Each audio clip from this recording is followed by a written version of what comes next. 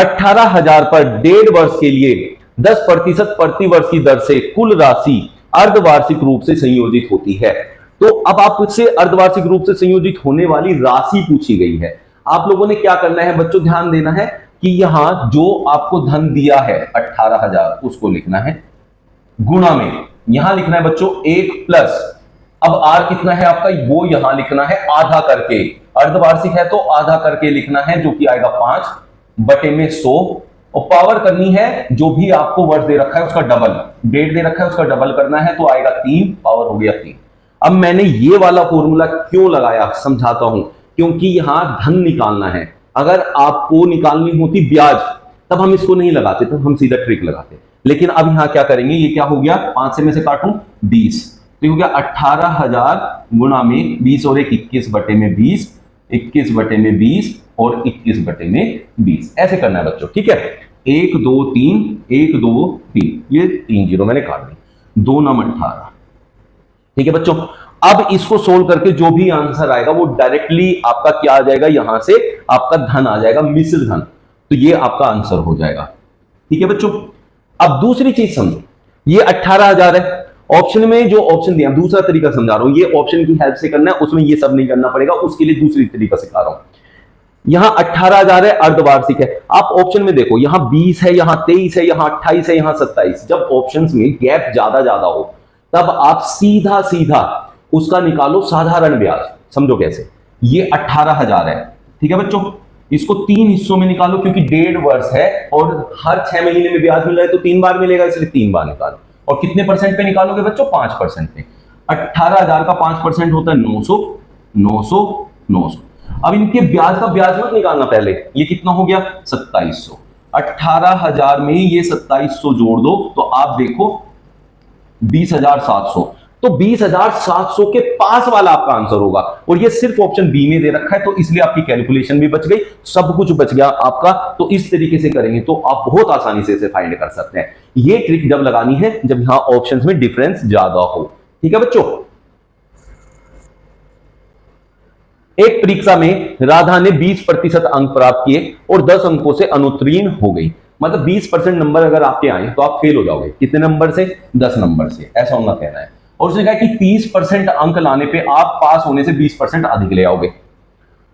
तो बात को समझना है कि जब मेरे 30% नंबर आते हैं तो मैं ये 10 नंबर भी कवर कर जाता हूं और ये 20 नंबर भी कवर कर जाता हूं, ठीक है। और परसेंटेज का कितना फर्क आता है, 20% से मैं 30% पे पहुंचा तो मुझे कितना फर्क आया बच्चों, 10%, और ये 10% कितने के बराबर हो गया बच्चों, 10 अंक ये हो गए और 20 अंक ये हो गए। भाई यहां से 20% से 30% में जाने में मुझे कितने नंबर का फर्क पड़ गया, देखो बच्चों, पास होने के लिए जितने नंबर चाहिए थे वो पूरे हो गए और उससे भी मेरे 20 नंबर ज्यादा आ गए, तो इसका मतलब मेरे 30 नंबर पूरे हो गए इस 10% के अंतर पे।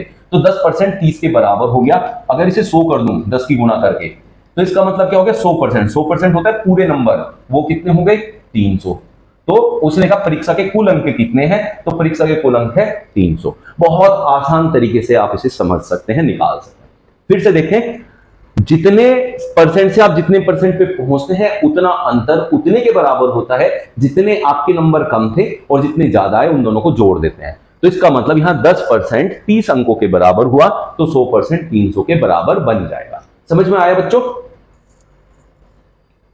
एक आयताकार बॉक्स के लिए एक बिंदु पर मिलने वाले 3 आसन फलकों के क्षेत्रफलों का गुणनफल क्या होगा, आपसे ये पूछा गया है। तो देखिए यहां आपसे क्या कहा है, फिगर और भी देख लेते हैं, वेयर आर द फिगर्स।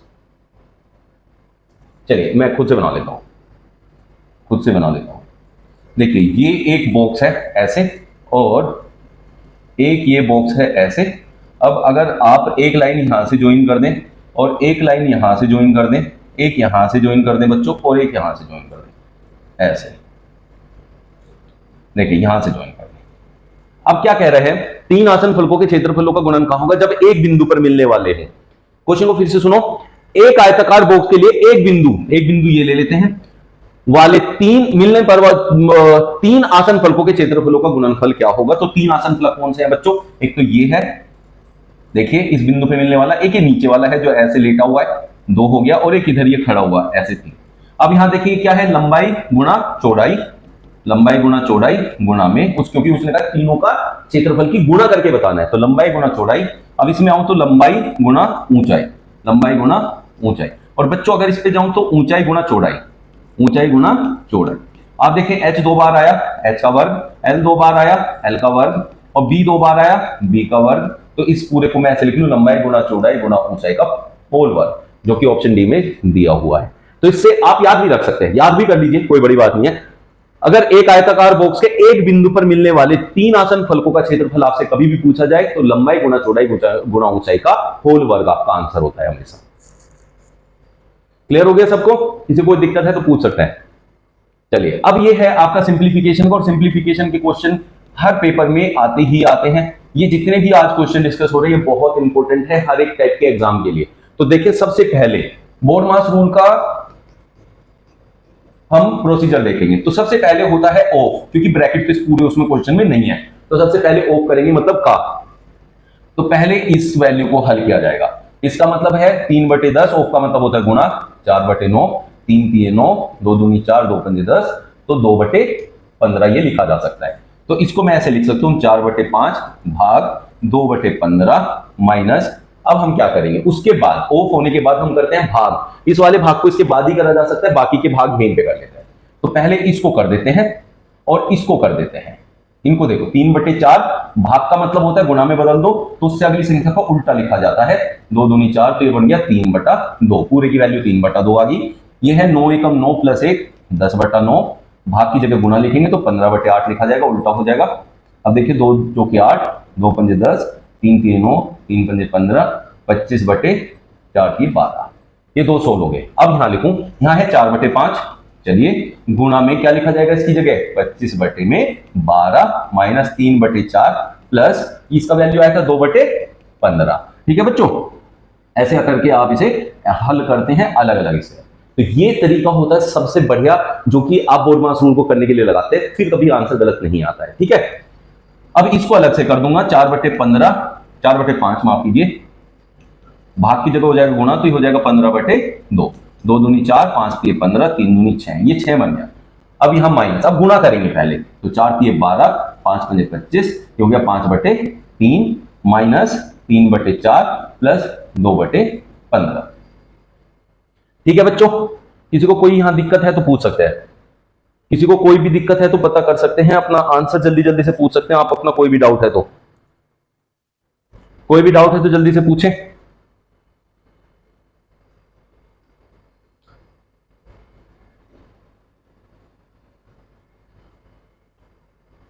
यहां 3/4 था, माफ कीजिए मैंने 10 लिख दिया गलती से, नहीं ये हम कौन सा कर रहे थे, 9 एकम 9 1 10, 10/9 गुणा 15/8, फिर हमने ये कौन सा किया 3/10, ये तो 4/5, ये हमारा क्या था 4/5 माइनस वो भाग 2/15। अच्छा, इसकी वैल्यू हमने कहाँ लिखी, 3/4 गुणा में 2/1, 2 दूनी 4, 3/2, ये आखिरी की वैल्यू है बच्चों 3/2, मैंने गलती से ये वैल्यू वहां लिख दी, तो ये 3/2 है, यहां 3/2। अब पूरे का लघुत्तम कितना आ जाएगा, 3 4 2 का 12, तो इसके नीचे तो कुछ नहीं है, तो ये हो जाएगा 12 6 72 माइनस 3 चौक 12, तो 5 चौक 20, 4 3 12, तो 3 3 9 प्लस 2 6 12, तो 6 3 18। ठीक है बच्चों, अब 72 और 18 प्लस के एक साथ ऐड कर लो, 72 18 कितना होता है 90 माइनस 20 और 9 29 बटे में 12, 10 9 1 9 2